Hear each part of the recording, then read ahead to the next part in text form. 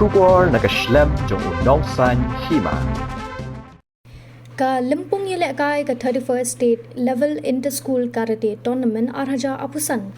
Kelas Sdang ha ka arpu sautrik unaitung arhaja apusan ha multi-purpose indoor stadium jong ka Sai Training Center Shillong. Ha ka balawan bani Shim Bynta kumbah nyospa saupu Ngut ki Nongïalehkai ki bana khasi jantia bat garo. Ya kini kelimpung lapenyan da ka All Meghalaya Karate Do Association haringkat ka jingkershan lang da ka Nongïalehkai jong ka Sorkar Jilla.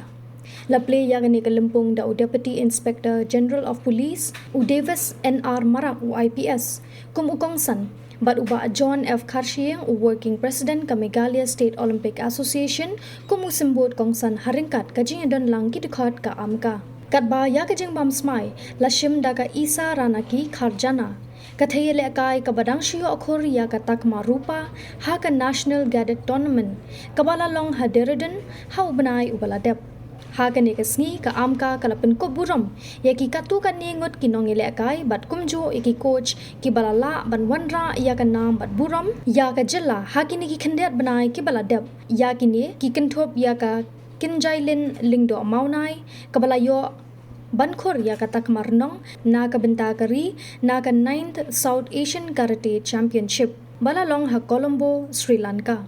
Ya kani ka limpung anpenkot ha ka arpun rotrek unaitung arhajar apusan.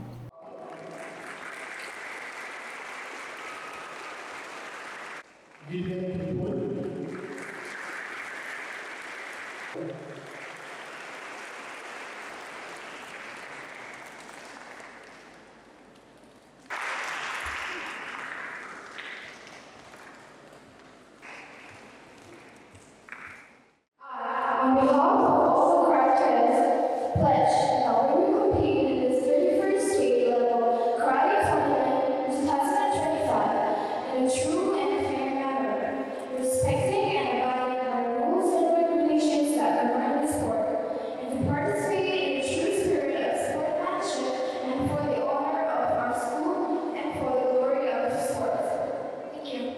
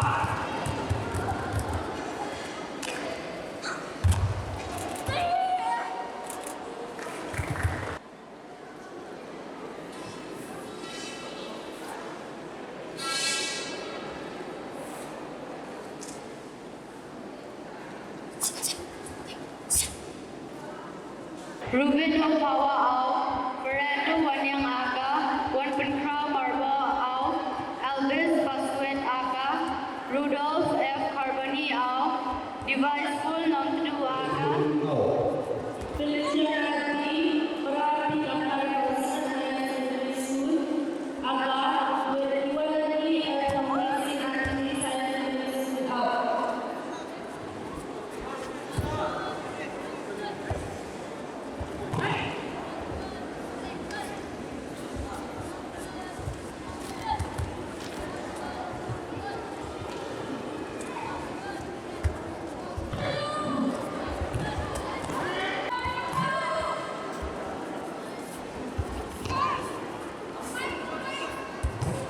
Secondary school,